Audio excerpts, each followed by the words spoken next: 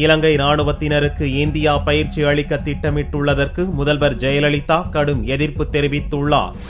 பிரதமர் மன்மோகன் சிங்குக்கு முதல்வர் ஜெயலலிதா ஞாயிறன்று அவசர கடிதம் ஒன்றை அனுப்பியுள்ளார். அதில் இலங்கையில் சிறுபான்மை தமிழர்கள் மீது நடத்தப்பட்ட இனப்படுகொலைக்கு பிறகு அந்நாட்டுடனான உறவை துண்டிக்க வேண்டுமென கடந்த 2 ஆண்டுகளில் தான் பலமுறை கடிதம் அனுப்பியுள்ளதை பிரதமருக்கு ஜெயலலிதா நினைவுபடுத்தியுள்ளார். அப்பாவி தமிழ் மீனவர்கள் மீது நடுக்கடலில் இலங்கை கடற்படையினர் வலிந்து வந்து தாக்குதல் நடத்துவதும், இலங்கை சிறைகளில் நீண்ட காலத்துக்கு அடைப்பதும் மீனவ சமுதாயத்தினரை மன உளைச்சலுக்கு ஆளாக்கியிருப்பதாகவும் ஜெயலலிதா கடிதத்தில் தெரிவித்துள்ளார்.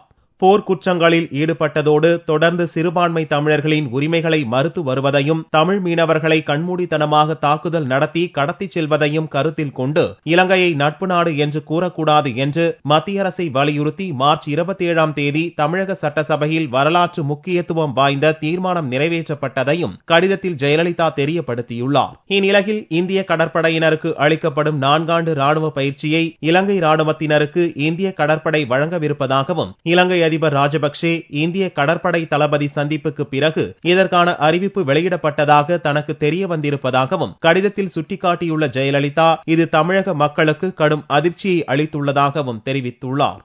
எனவே இலங்கையுடனான இந்தியாவின் ராணுவ ஒத்துழைப்பு கொள்கைக்கு கடும் எதிர்ப்பை கடிதத்தில் தெரிவித்துள்ள ஜெயலலிதா, இலங்கை கடற்படையினருக்கு பயிற்சி அளிக்கக்கூடாது என்று ராணுவ அமைச்சகத்துக்கு அறிவுறுத்த வேண்டும் எனவும், அந்நாட்டுடனான ராணுவ ஒத்துழைப்பு கொள்கையை மறுபரிசீலனை செய்ய வேண்டும் எனவும் வலியுறுத்தியுள்ளார். இலங்கையுடன் ராணுவ ஒத்துழைப்பை அளிப்பதில் மத்திய அரசு உறுதியாக இருப்பது தமிழர்களின் உணர்வுகளை முற்றிலும் அலட்சியப்படுத்துவதாக இருப்பதாக குற்றம் சாட்டியுள்ள ஜெயலலிதா, இலங்கை ராணுவத்தினருக்கு பயிற்சி அளிக்க இந்தியா உறுதியளித்திருப்பது இலங்கையில் வாழும் சிறுபான்மை தமிழர்களுக்கு மட்டுமின்றி தமிழக மீனவர்களுக்கு எதிரான செயல்பாட்டுக்கு ஒப்பானது என்றும் கண்டித்துள்ளார்.